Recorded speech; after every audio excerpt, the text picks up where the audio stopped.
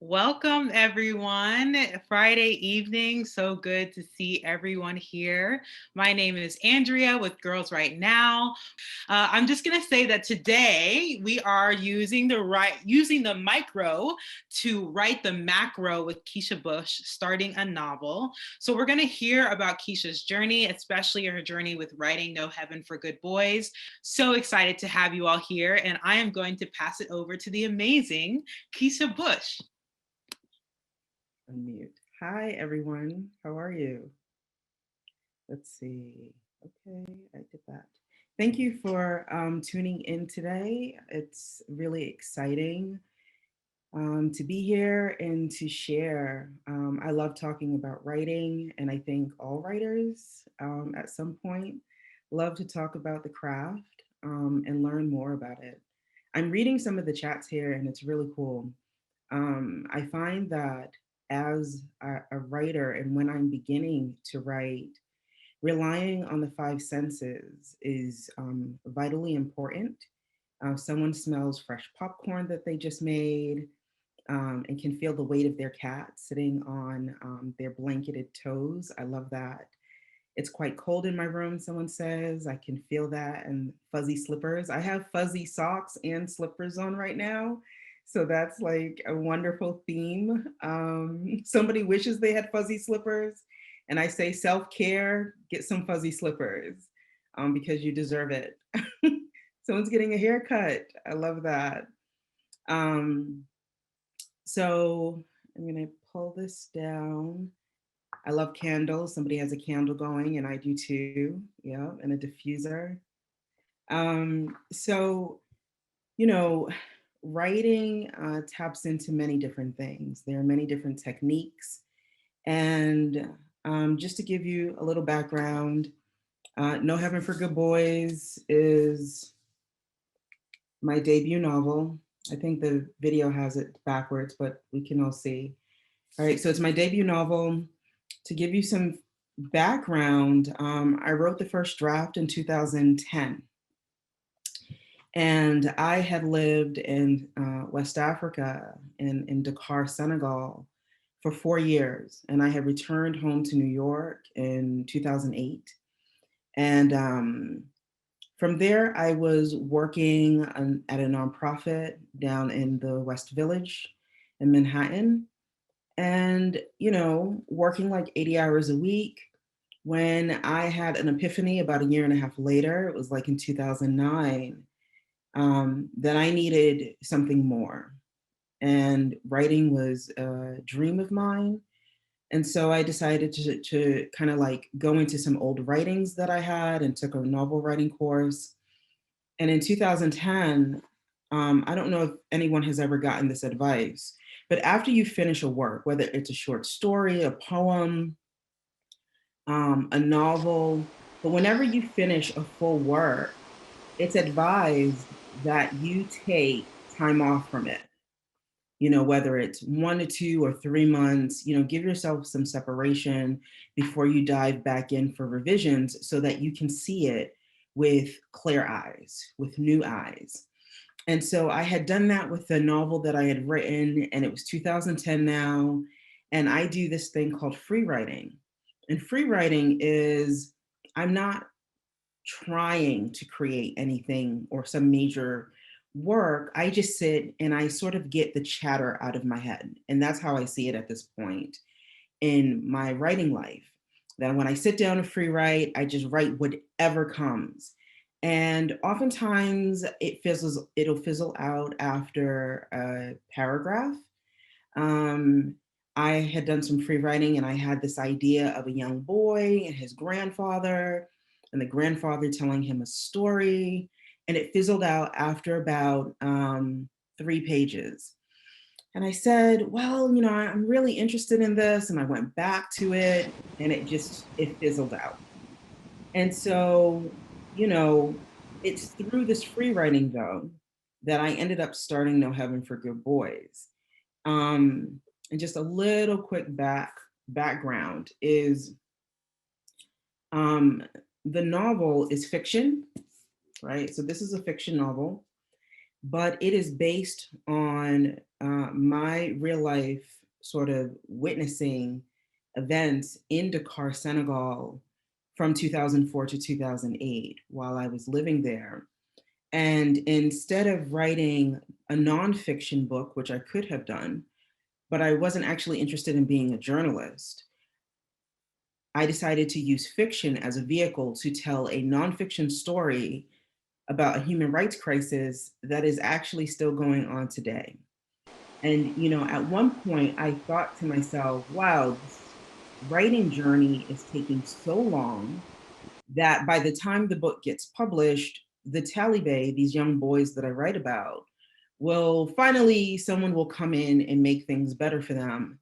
And unfortunately, 10 years later, 2021, the crisis is still going on in Dakar. And so it's an interesting way to use fiction as a vehicle to propel someone's story on a platform.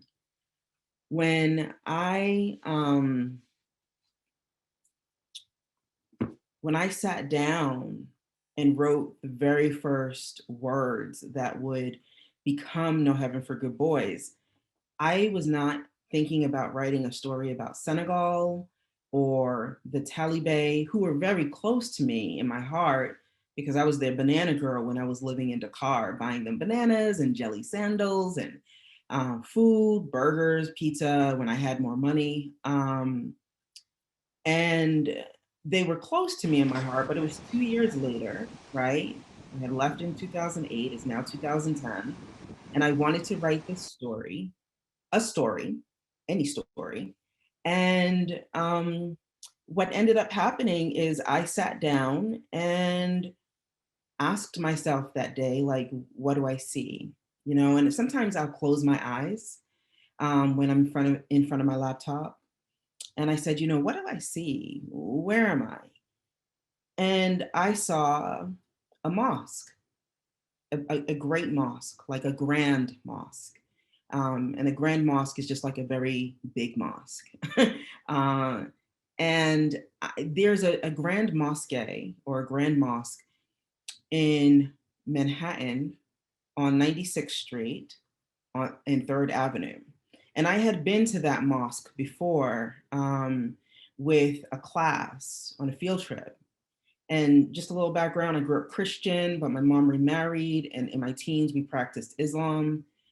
And then as an adult, I converted to Buddhism. So I'm actually also very interested in religion. So as I sat in front of my computer and I saw this grand mosque, I had no idea where it was, who was attached to it, nothing. And so what I decided to do is go inside. And as I went inside, what did I fall back on? I fell back on my five senses. So I started to write what I saw. The space was large and it was airy. There were highlights, the sun coming in through, the smaller windows up above.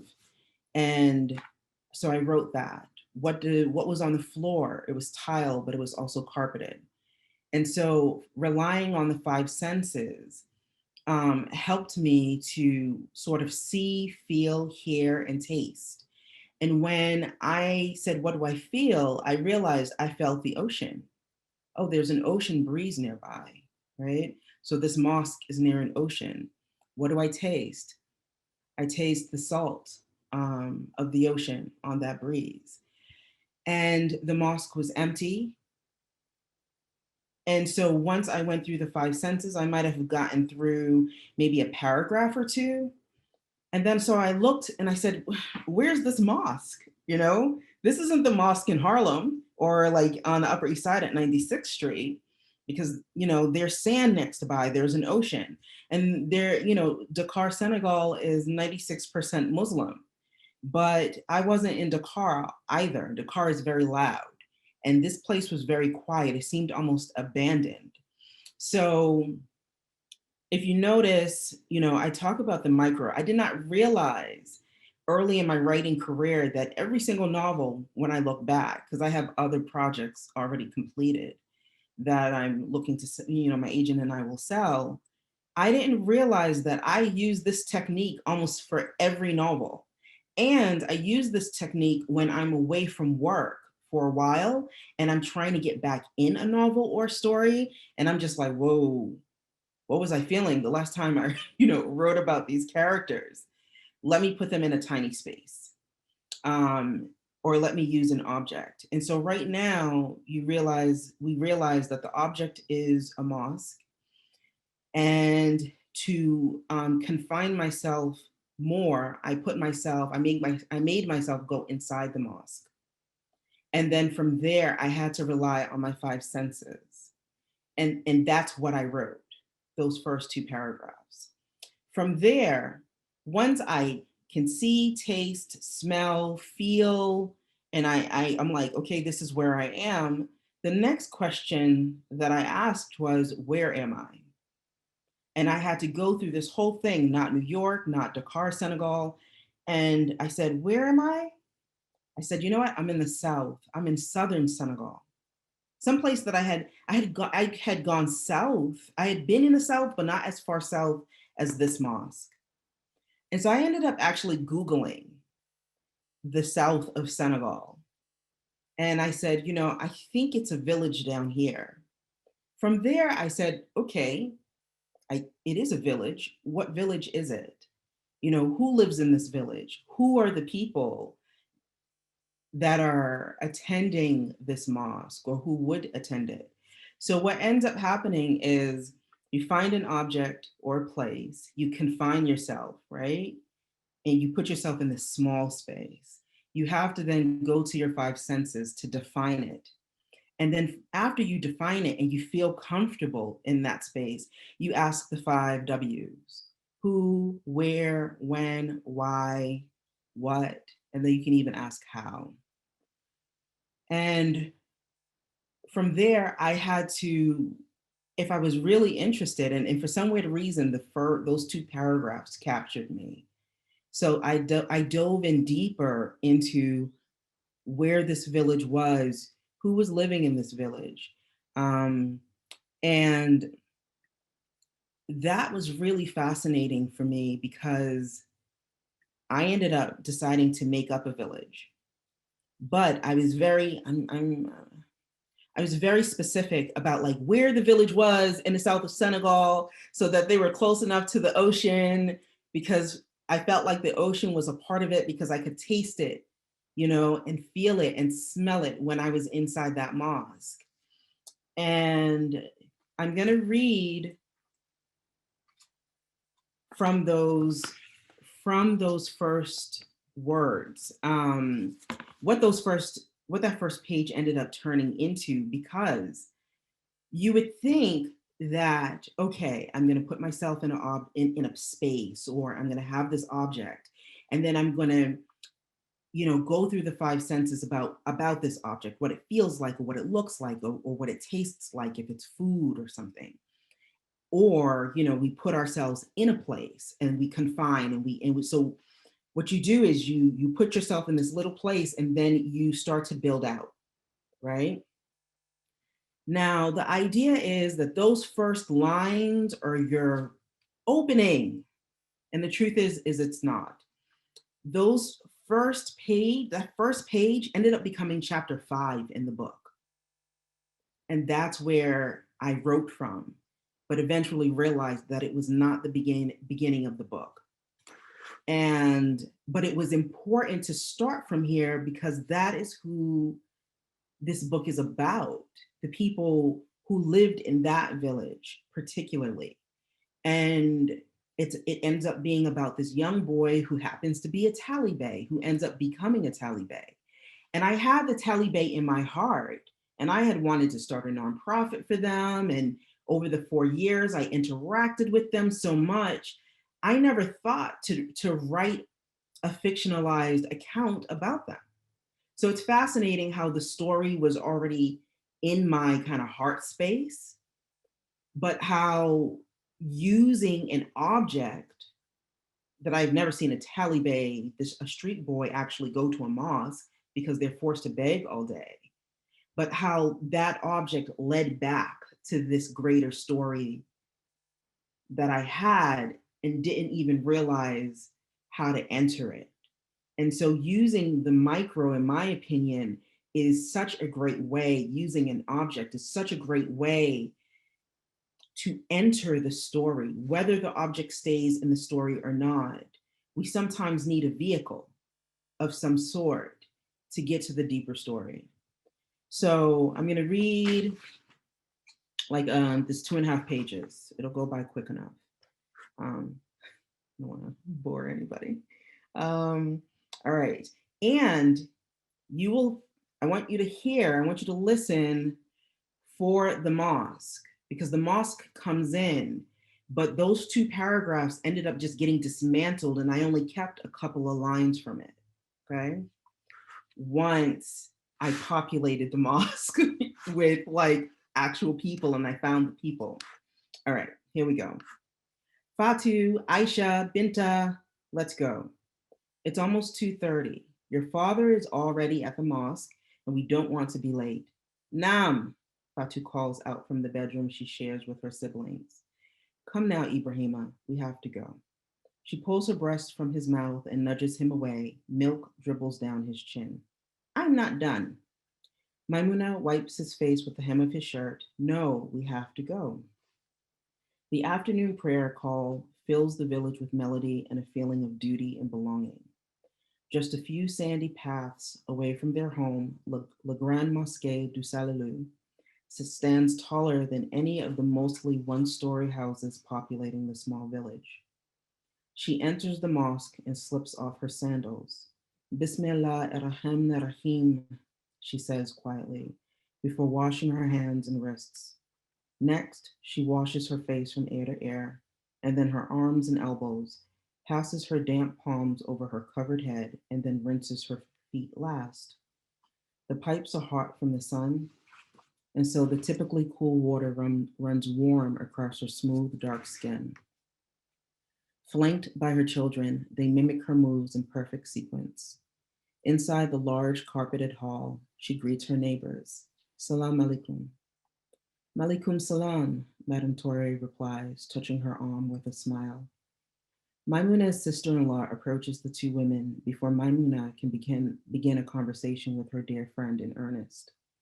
Will you make us a batch of your fatayas for tomorrow afternoon? She asks. Good to see you, sister, Maimuna smiles. Of course. With a cluck of her tongue, her sister-in-law looks down at Ibrahima. What are you going to allow him to grow into a man? He should be up front with his father. Madame Torre rolls her eyes and walks away into the main hall.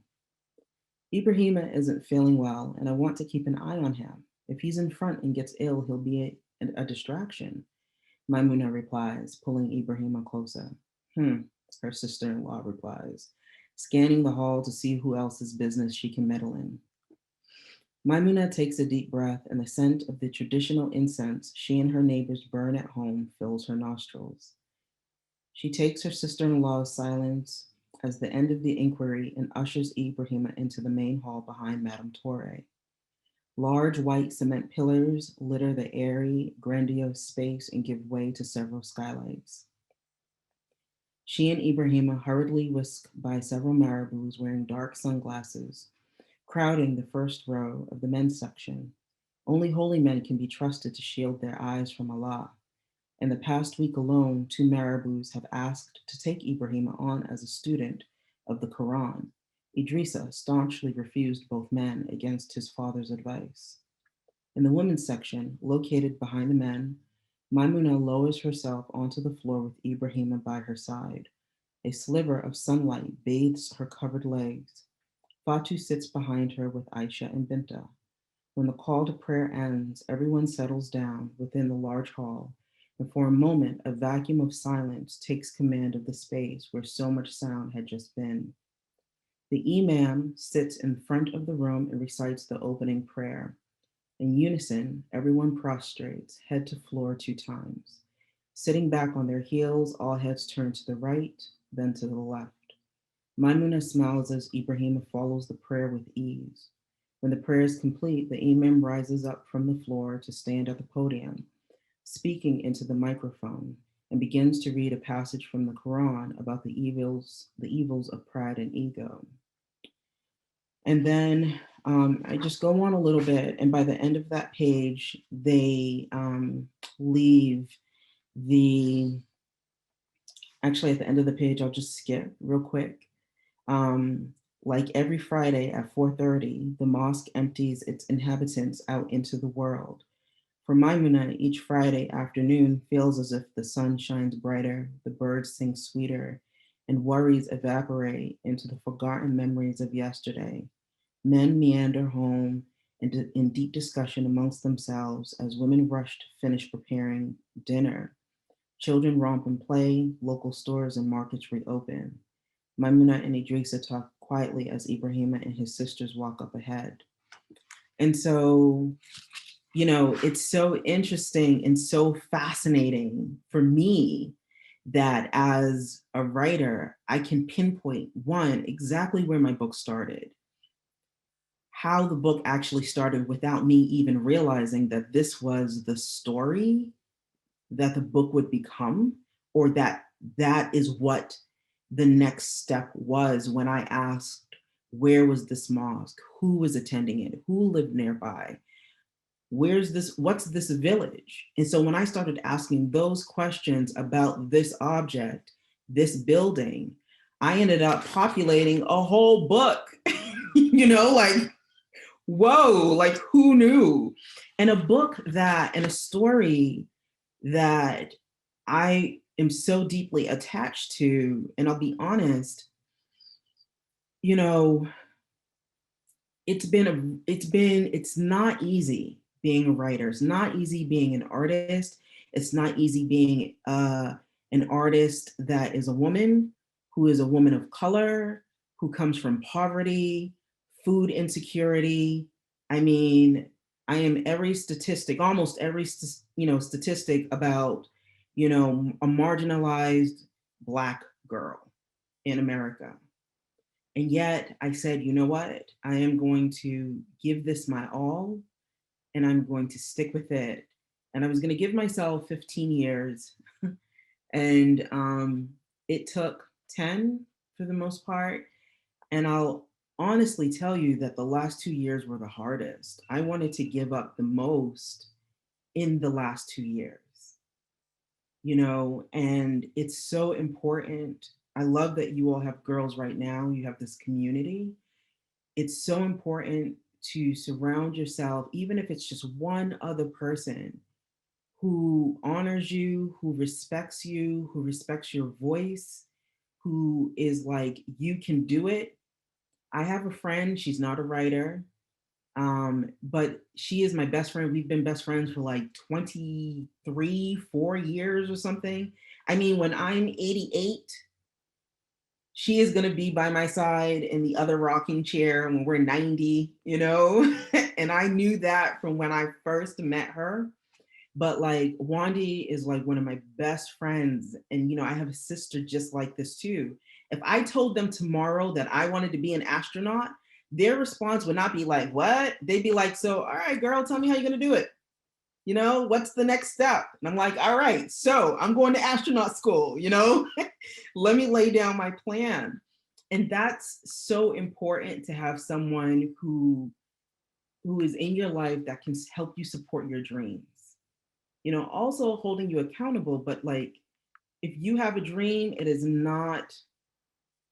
not too wild to achieve, especially when you're coming from a space where no one else in your family is a writer, or no one else in your family is an artist, and what you're doing, or in your community, and it seems odd what you're pursuing. Just real quick, and then we're going to go into the prompts. I am going to read what eventually became the opening paragraph of chapter 1. Okay.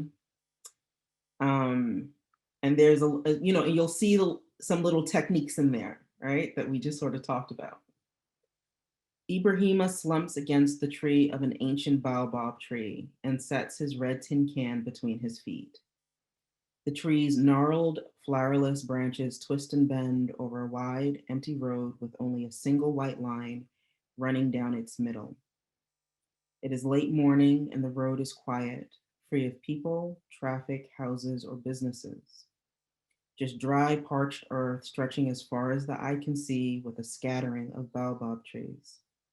Above, the sky is overcast and gray, but the air is warm. While his cousin Etienne and the other boys from his Dara debate how to spend the afternoon, Ibrahim's eyelids hang heavy and his thoughts drift to his mother. The warmth of her touch, the sound of her voice, and the scent of her skin exist now only in memory. And so in this space, we start with our main character because for me, I like to start with my main character to allow the reader to know instantly who they should care about. So my main character and a tree, an object, right? And then, you get that the tree is called a baobab tree and it's old, the trunk of an ancient baobab tree. So a very specific place so that the reader can just sort of imagine that. Even if you don't know what a baobab tree is, you do know what it looks like to see someone slumped against a tree. And then he has a can. And the can is super important to the entire story. So it's in the first line. And then I talk about the tree to give the reader a better idea of what's going on in the tree. So we're micro, and then we kind of zoom out a little bit to get what the tree looks like. And then when we zoom out a bit more, we realize there's an empty road with only a single white line running down its middle. Then I give you the time of day. It's late morning. The area is quiet. There are no people, traffic, houses, nothing. So it seems barren. And then we pull out even more, just dry, parched earth stretching for as far as the eye can see with baobab trees. So now we zoomed out even more, right? And then I zoom out just one more time to see above. Above, the sky is overcast and gray. But the feeling is the air is warm, and that's a feeling, right? And then I come back in and we talk about while his cousin Etienne and the other boys from the Dara, they're talking how to spend the afternoon. We zoom, we come back in, right? We're coming back into the micro. Ibrahim's eyelids hang heavy. And then we go into his thoughts about his mother. And then you realize that he's not with his mother because the warmth of her touch, the sound of her voice, and the scent of her skin only exist in memory, right? So with that first paragraph, I'm in and then I zoom out and then I come back in. And that's one of the techniques that I like to use in my own writing. I realize that I love visual art, I love photography, I take photographs, and I bring some of the same techniques that you would use as a photographer into my writing or as a painter into my writing. Um, and it works really well. I mean, I'm happy with it. And if you notice in that first paragraph also, not only do I say, tap into like what, maybe where, when, the time of day, but I tap into the senses. The senses for me are so important in my writing.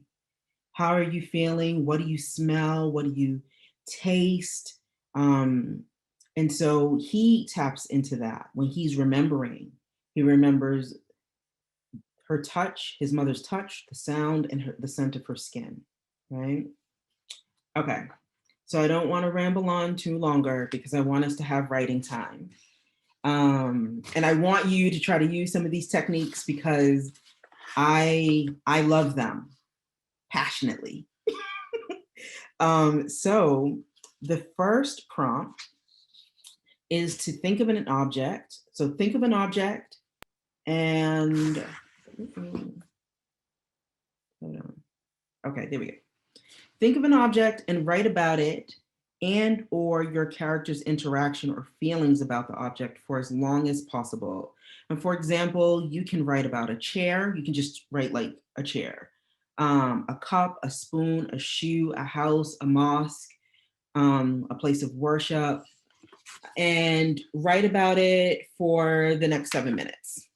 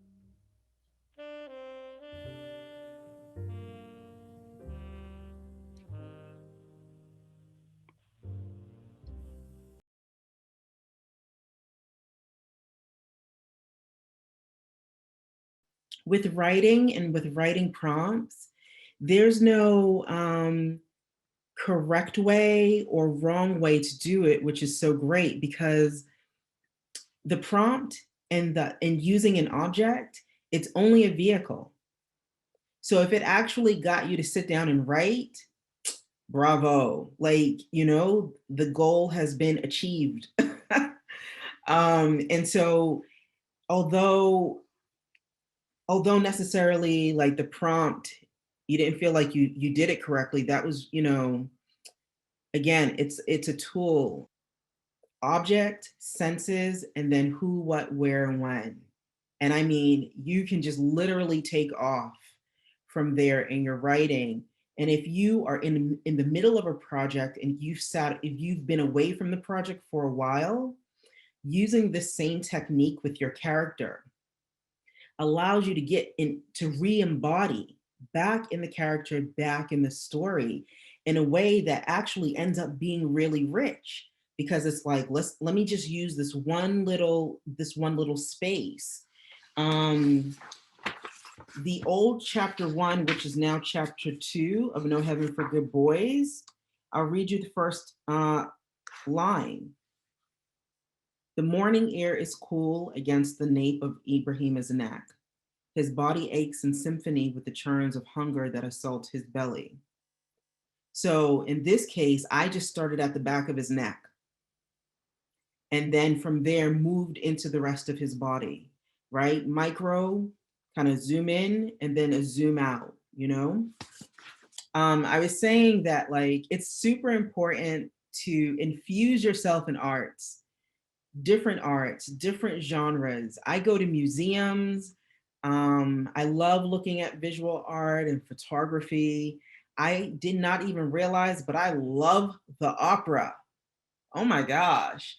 And as students, like who knew? But you know what's interesting is the operas are so fascinating because the stories are so dramatic.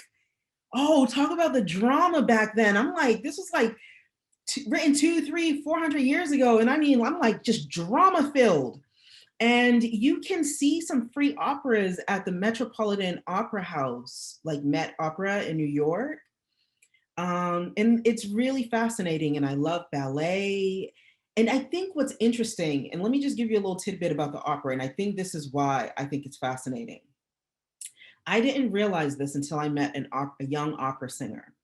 A woman's voice does not mature until 35 years old, which is why many female opera singers are older. So what does that mean? That means that if you want to be an opera singer, you have to start in your 20s or in your teens. And then you have to be dedicated until you reach your 30s for your voice to fully be mature enough to know what it is. Are you really, a soprano or are you an alto?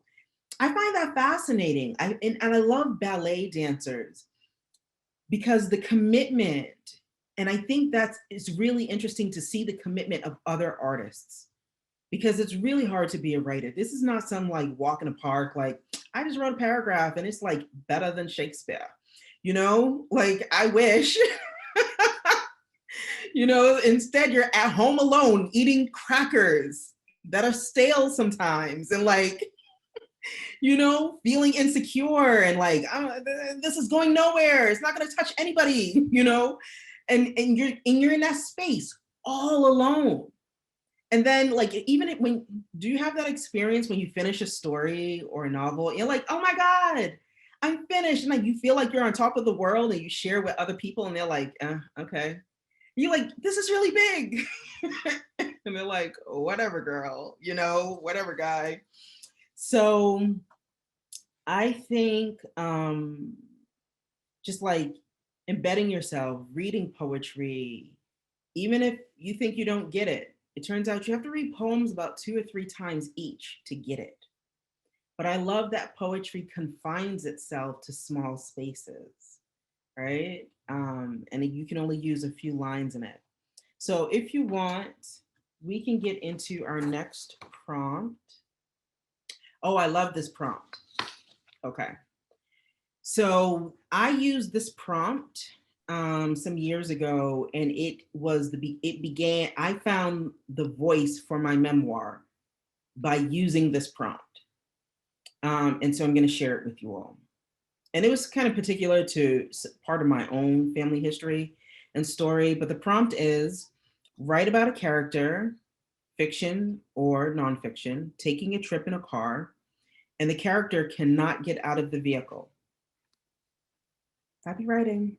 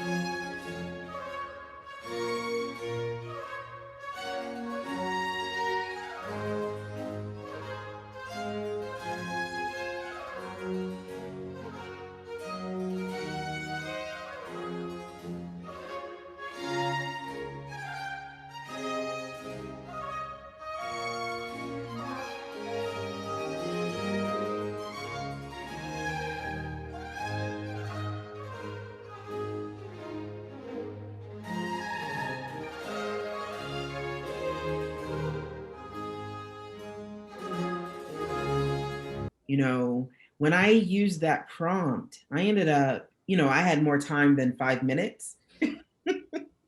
And I ended up writing a whole chapter. I was like, oh my gosh, like, I don't know. Sometimes for me, a chapter is like 6 pages, so for others, it's 20. But it's such a fascinating experience because the character ends up having to be internal. You can talk about what they can see and what's in the car, but the car is moving, so there's only so much that they can do. So it forces you, the writer, to delve into the internal for the character, and I find that fascinating. If I were to write a book with a character with disorders, would I be insensitive or ableist? That's a really interesting question because what this question is actually asking in a greater aspect is it's about writing the other. So if you yourself do not have a disorder, do you have a right, one, to write about it? And can you write about it? And this is something that's relevant to my own book, No Heaven for Good Boys. I was living in West Africa and I'm a Black person, but I am not West African. I grew up, I was born in Boston. My mother is actually from Honduras, and I'm first generation American on my mother's side. My father's family, I'm just going to assume, slave history comes from North Carolina, the plantations there. And my mom did the swab, but she did the swab like 2 years ago after I wrote No Heaven for Good Boys. And we always knew we were extremely mixed. But without getting into my own background further, I wrote the other. I grew up Christian as a young girl. We practiced Islam, but I am not a practicing Muslim, right? I practice Buddhism. I'm a meditator. And I write heavily, as you can see, about Islam in the book. The book encompasses Wolof, well, it's English, but then there's also Wolof, Arabic, and French in the book. Wolof, Arabic, and French. Okay, so that's 4 languages. I'm like, it's like Sesame Street time. Let's count on our fingers, Keisha. How many do you have? And so I am very much writing the other. And I would not have been able to write this story had I not lived in Senegal. Because one, I didn't even know about the Taliban, and most people don't. And two, to write, it was extremely important for me to acknowledge from day one that I was writing a story about someone else and that I had to be respectful. I had to do my, like, I had lived there, so I didn't have a lot of research that I could do. But when I chose names, I chose them thoughtfully while also wanting to keep a rhythm to the text.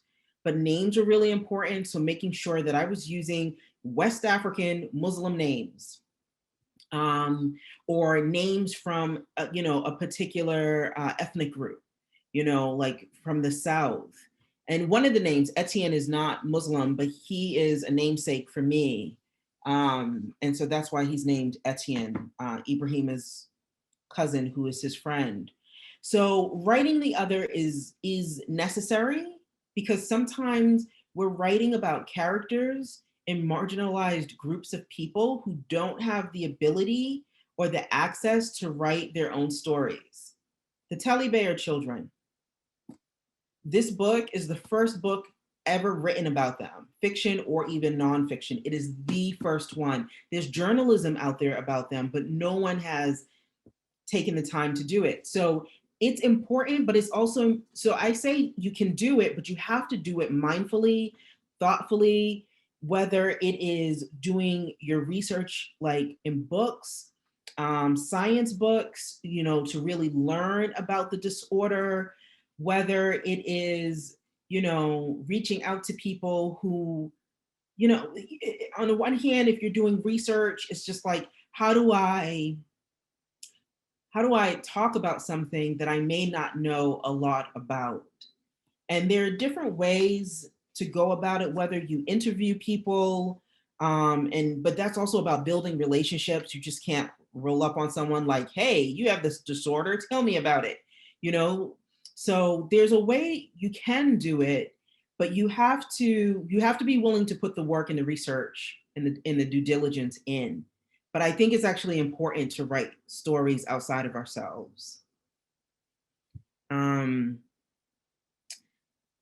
let's see. We have. Would I recommend a resource, book prompt list to continue this practice? It's really interesting. I come up with my own prompts randomly. So I did the object one, and you know, I said, can I write about a chair for 5 pages? Because I'm not that type of writer. So I said, maybe I could do it, probably not. And then I started writing about this red velvet chair.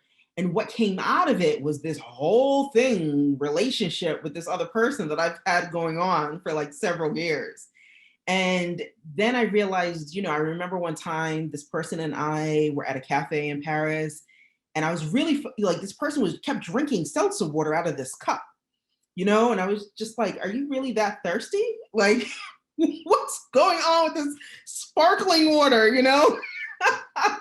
And so, I realized that I'm actually writing a series of shorts right now that are more like kind of like memoir nonfiction about these objects that pop up in this relationship with this other person. Like, it's really fascinating. So I used one of my own prompts, and it opened up a new work for me, which I think is fascinating.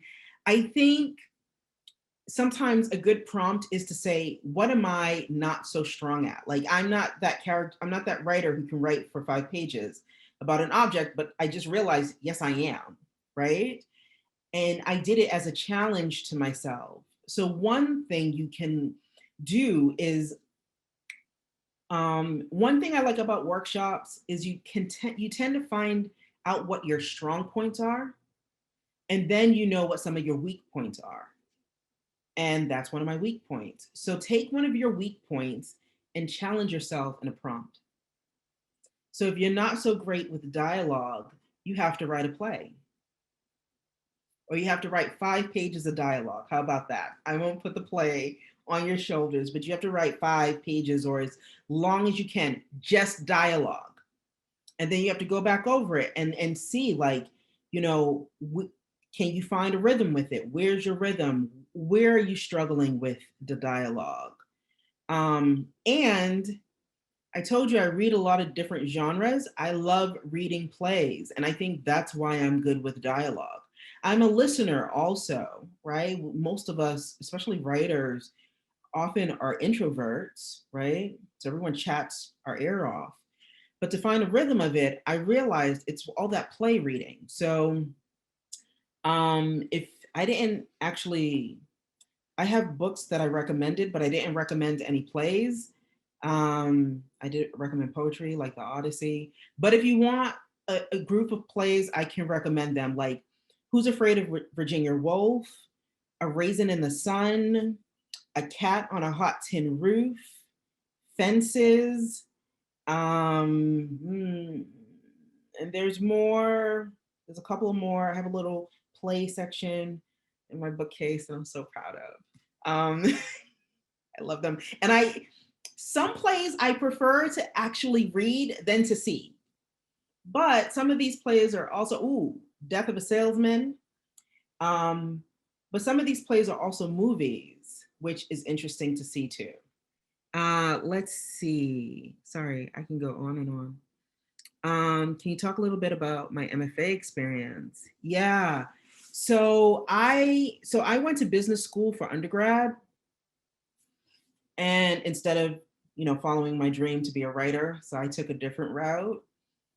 But my advice to anyone who's looking for an MFA is, okay, go into an MFA with very clear and direct goals.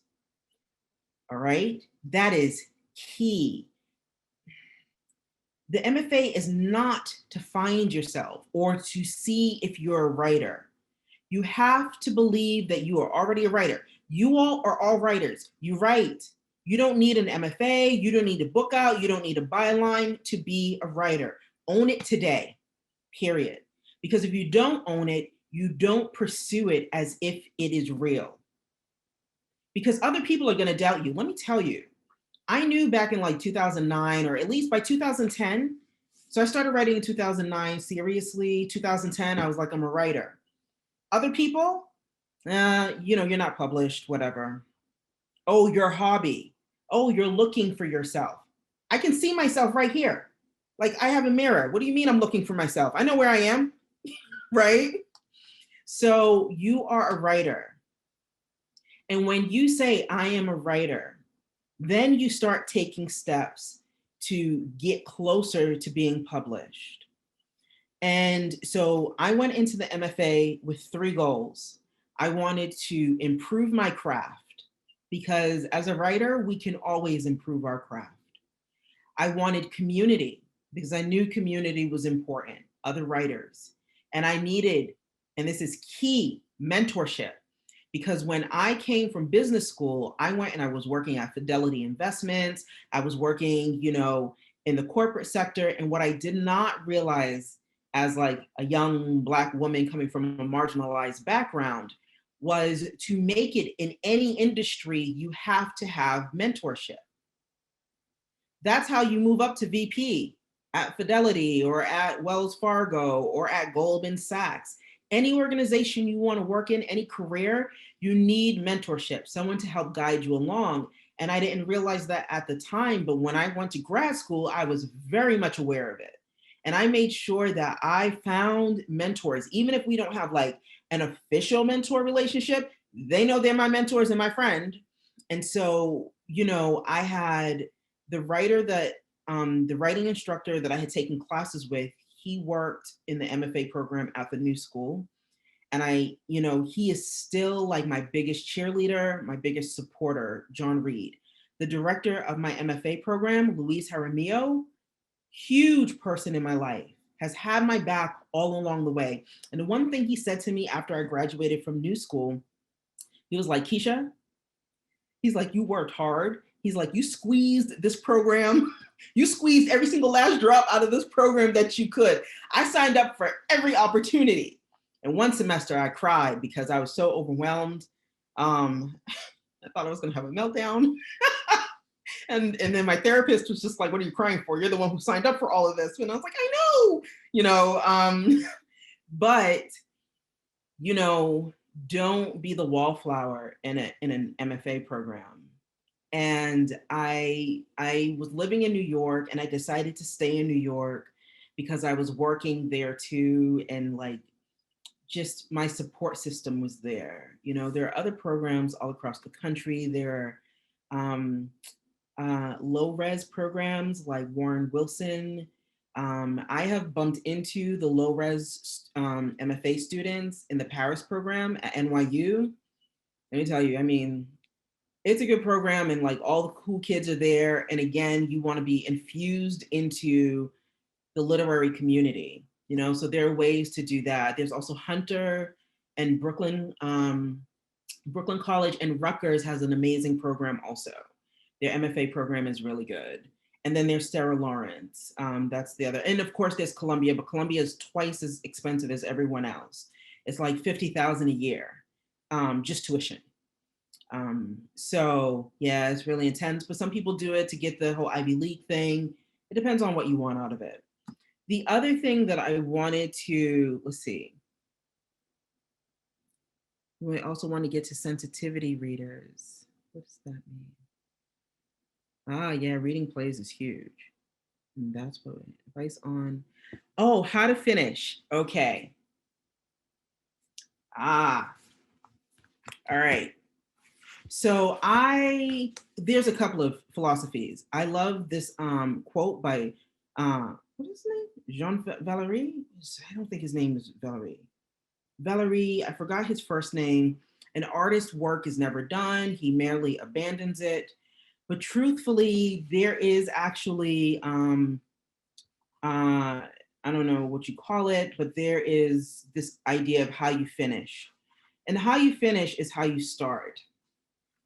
And so in the beginning, I'm very particular, like you have to wrap up your narrative threads. You don't introduce a character without having some kind of closure for them at some point in the book. You know, it can be in the middle, it can be near the end, and you know, to really do that, because as a reader, it's dissatisfying to hear, like, why did you bring this character up if there wasn't some story to tell about them, even minor characters. But the opening chapter um, is literally a red bird shows up. So we have Ibrahima, Etienne, Fatigue, and Abdullah. 4 boys open this first chapter, and there's a red bird. In the last chapter, basically something happens to Abdullah, and which is why he's not in the end. Something happens with Fatigue that is closure, which is why he's not at the end. And the 2 people at the end of the story are Ibrahima and Etienne and the red bird. And I end the story with Ibrahima being a changed person. So who he was, you know, who he was at the beginning of the book is not who he is at the end of the book. And that is like your character arc, right? Your character starts here, there's a climax, something that happens, and then when you come down to the end, right, there's a straight line. So you still have your character if your character survives to the end, but who is that character now then? And so, although I don't have a bow tie at the end of the story, who Ibrahima is today at the end, I find that the readers are extremely satisfied with it. Because his change is, how he changes internally is actually also very heartbreaking. So it's not a big boom, something blows up, you know, or it's just like, everything's happy and lovely now, because I couldn't write that kind of ending because the boys are still in Dakar experiencing this human rights crisis. And I didn't think it was fair to them to write a story with a super duper happy ending, right? When I want my reader to still feel something for them, because that's what motivated me to write about them. That I came back to the US knowing that these boys were still in Dakar, right? And so I want my reader to also be motivated and to care, to still care about them at when they walk away from the book. Do you recommend planning your novels? Or, no, I'm terrible at that. I've tried to use outlines and it just doesn't work. I get to a point. An example is my first book I ever wrote. That's my training wheels. The book was overwritten, but anyway, I wrote an outline. I thought it was great, and then I got to a point where my character was supposed to be pregnant. She didn't even have a boyfriend. She was single, and she was only 16. So she couldn't like go and adopt or like get IV, you know? I was just like, whoa, so what happens? And I've just thrown the whole outline away. And the way that I do write notes sometimes along the way, things that I'm feeling. But aside from that, no notes. I'm all freestyle and I allow the characters to take the story forward. It's scary and uncomfortable, but I learn along the way too from the characters. Ooh, we went over. I'm so sorry. Okay. No, you're okay. You've been so generous in answering these questions. Okay, I want to say that's all of them in the chat. Is it? Okay. I think. Yeah. Okay. People Awesome. have been messaging me just like, and you can see the message in the chat, just like Yeah. absolutely praising you. You've shared so much details. You've been absolutely generous. So I don't want to keep you any longer. No. Listen, I love talking about writing. I Mhm. love talking about little tech, like I call them little, but they're really big techniques because they help me get the work done. Yeah. and that's what we're trying to do. Mhm. And we want to be the best possible writers that we can be. I don't think that it's something that, okay, I wrote this. This is how, these are some of the things that I use to build this world. I want to just keep it to myself. No, like as a wave, we can come forward and just like make such major changes in the literary world, especially as women and as women of color and women coming from different backgrounds across the board. And so I feel like these questions are like really good and really important. Absolutely. Thank you, inspiring, encouraging. I am a writer. Yes, you are. Mm. You are. Each one, everyone here is a writer. If you want to be if that's your passion, then that is who you are, and the naysayers, they can say what they want, because you know what? Let me tell you, you know how many times I wish that I was writing about vampires? So much easier.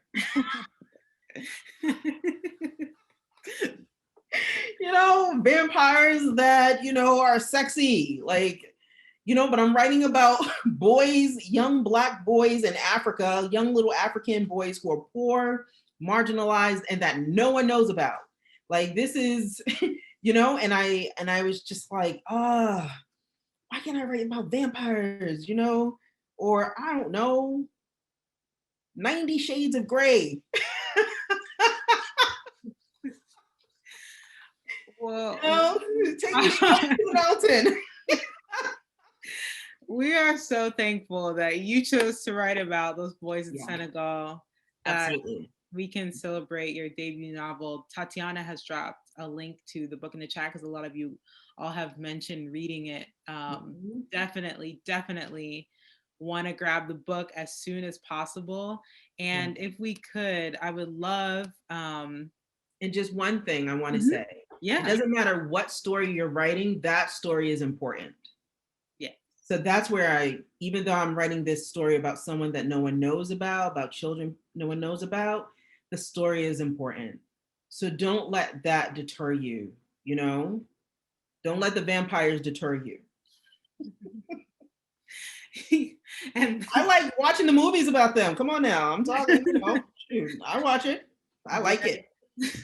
But don't let that deter you that you're not writing the hippest thing right now, yeah. supposedly, because the publishing process is long. And so, whatever you're writing about, you have no idea what the next 5 years or the next 3 years is going to be. And I was in the publishing vortex for 5 years. They acquired my book in 2016. It was not an easy journey. But 2021, the book is here. Oh, yeah, I had like the horror story, but I survived, right? We survived. And I'm here as a resource. So, okay, sorry, Andrea, you go. Like, I could stay on here like, what are you guys doing tonight? Like, this is where I want to be.